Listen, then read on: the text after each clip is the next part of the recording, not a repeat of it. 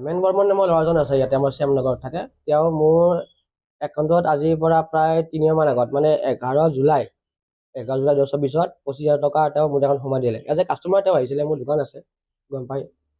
তো তেওঁ 25,000 টকা মোৰ তাত সোমালে। তাৰপাছত সোমাই তেওঁ মোক ক'লে যে আপুনি মোক পইচাটো আপুনি এখন ৰাখক, মোক আপুনি পইচাটো কেছ পইচা উলিয়াই দিয়ক। মই ঠিক আছে, কাৰণ এইটো মোৰ বিজনেছে, মই তাৰ কাৰণে কিবা এটা পইচা এমাউণ্ট ৰাখোঁ, সেইটো ৰাখি মই তেওঁক 24,700 টকা আমি 300 টকা আমি ৰাখোঁ, 24,700 টকা মই তেওঁক ঘূৰাই দিলোঁ। ঘূৰাই দিয়াৰ পিছত তেওঁ গুচি গ'ল। তাৰ পৰা 2-3 ঘণ্টাৰ পিছতে বেংকৰ পৰা মোক এটা মেছেজ আহিলে যে আপোনাৰ 25,000 টকাটো হোল্ড কৰি দিয়া হৈছে, লাগিলে মই আপোনাক ইনভেষ্টখিনি দি দিব পাৰোঁ। তাৰপিছত মোৰ মাথা গৰম হৈ গ'ল, 25,000 টকা কিয় হোল্ড কৰিলে। তাৰপিছত নেক্সট দিনা শুক্ৰবাৰ আছিলে, শুক্ৰবাৰে মোৰ ব্যস্ততাৰ কাৰণে মই যাব নোৱাৰিলোঁ, কিন্তু শনিবাৰে আকৌ ছেকেণ্ড ছেটাৰডে আছিল, যাৰ কাৰণে সিদিনাও যোৱা নহ'ল। তো ৰবিবাৰটো থাকি গ'ল। সোমবাৰে মই বেংকত গ'লোঁ, বেংকত গৈ কিনে সুধিলোঁ যে 25,000 টকা মোৰ হোল্ড হৈছে, কি হৈছে বাৰু চাই দিয়ক কাইণ্ডলি। ব্ৰাঞ্চ মেনেজাৰটো চাই দিলে, চাই ক'লে যে এইটো এটা ফৰ্ড একাউণ্টৰ পৰা আপোনাৰ পইচা সোমাইছে, যাৰ কাৰণে এইটো পইচা আপুনি কেতিয়াও ইউজ কৰিব নোৱাৰে আৰু এইটো সদায় হোল্ড হৈ থাকিব।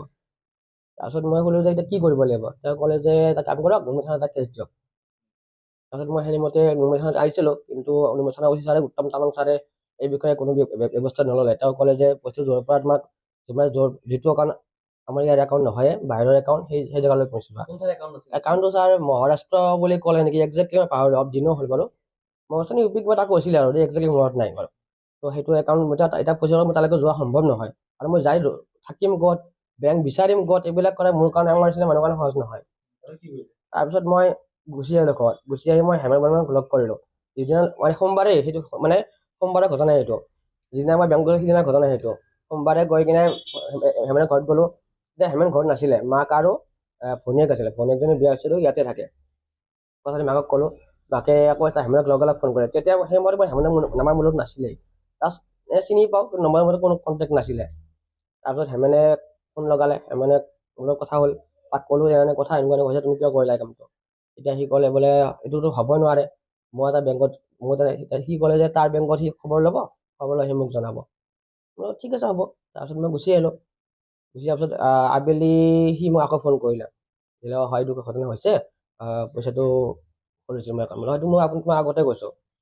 তাৰপিছত মই কি কৰিবা, মই তাক ক'লোঁ কি কৰিবা, সি কৈছে হ'ব, তাৰপিছত মই লাহে লাহে তাকে ঘূৰাব নোৱাৰোঁ, লাহে লাহে ঘূৰাই দিম। তো তেনেকৈ সি দিম বুলি ক'লে, কিন্তু কিছুদিন পিছত মানে এসপ্তাহ পিছত মোক 5,000 টকা এটা দিছিলে বাৰু একাউণ্টত, আৰু খা খবৰ নাই। এদিন মই আকৌ তাৰ ঘৰত গ'লোঁ, যাই কিনে এখন তাৰ হাতৰ পৰা এখন মই লিখা ল'লোঁ যে পইচাটো কেতিয়া ঘূৰাই দিবা। সি 20 দিনমানৰ সময় ল'লে, 10-15 দিনৰ 20 দিন সময় ল'লে, আছে মোৰ কাগজ দেখাই, সেইটো আপোনাৰ এভিডেঞ্চ দি দিম। সেই 20 দিনৰ সময় ল'লে, দিয়াৰ পিছতো সি কোনো ব্যৱস্থা মোক নল'লে, কিন্তু মানে পইচা মোক নিদিলে। তাৰপিছত মই তাৰ যিহেতু নুমলী থানাই মোক কোনো ব্যৱস্থা গ্ৰহণ নকৰিলে, সেইকাৰণে আমাৰ ইয়াৰে ওচৰত মই দোকান এজন আছে, মই তেওঁৰ লগত চিনাকি হ'লোঁ, চিনাকিটো আগৰ পৰাই আছিলে।